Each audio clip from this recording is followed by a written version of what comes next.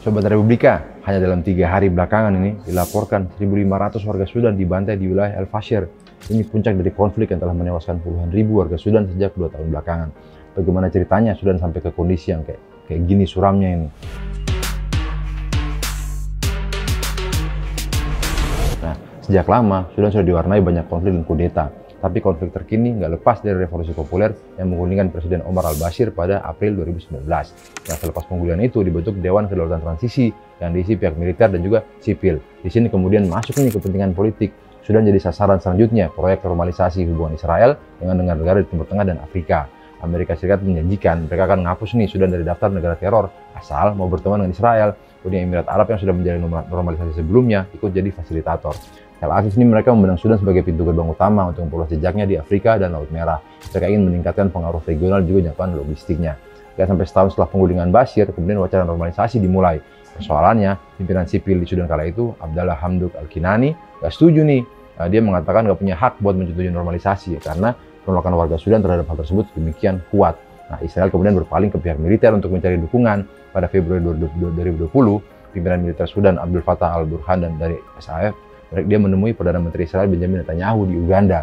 Nah, ia menjanjikan normalisasi tanpa melibatkan Abdallah Hamdok. Para pengamat menilai Burhan menginginkan normalisasi sebagai jalan untuk memperoleh keuntungan politik. Nah, di sebaliknya ada Muhammad Hamdan Dagalo alias Hemeti. Dia pemimpin RSF alias Rapid Support Force yang kala itu jadi wakil Al-Burhan. Dia juga mendukung penuh normalisasi. Dia dilaporkan intens menjalin hubungan dengan Mossad pada 2020. Hubungan ini disebut dilatari kepentingan bisnis Dagalo di berbagai sektor. Nah, RSF ini merupakan bentuk terkini dari milisi Janjawid yang terlibat kekerasan di Darfur pada masa lalu. Pada 2021, kemudian Al-Burhan dan Dagalo sempat berkongsi nih mereka menjalankan kudeta terhadap Abdallah Hamdok. Al-Burhan yang kemudian menjadi pemimpin de facto memfinalisasi normalisasi hubungan dengan Israel pada Februari 2023. Nah, sementara itu, RSF pecah kongsi dan militer. Mereka mulai merongrong kekuasaan dari Al-Burhan. Israel yang paham soal potensi pecah kongsi ini sudah memainkan dua kaki. Diplomatnya berhubungan dengan Al-Burhan, sementara Mossad menjadi hubungan dengan RSF dengan bantuan Uni Emirat Arab. Nah, pada Juni 2021, situs berita Wala di Israel melaporkan sebuah pesawat pribadi dari Tel Aviv mendarat di Khartoum.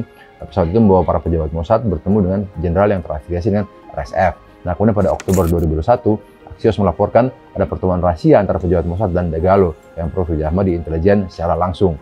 Pada November 2022, kemudian Haaretz mengungkapkan bahwa RSF telah memperoleh teknologi pengawasan canggih dari Israel. Barang-barang itu dikirim ke Khartoum melalui pesawat yang terhubung dengan panel pejabat Mossad.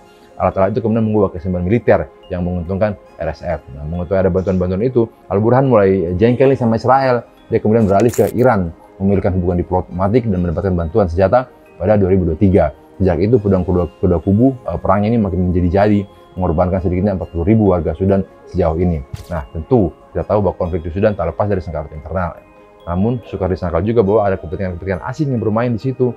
Yang terjadi di Sudan ada juga peringatan bagaimana upaya normalisasi dengan Israel adalah langkah berbahaya. Jika ada pihak-pihak di Indonesia yang nanti kemudian mengkampanyekan hal tersebut, hati-hati. Karena Israel siap mendukung rezim apapun yang berbahaya bagi warga sipil untuk mendukung upaya normalisasi tersebut.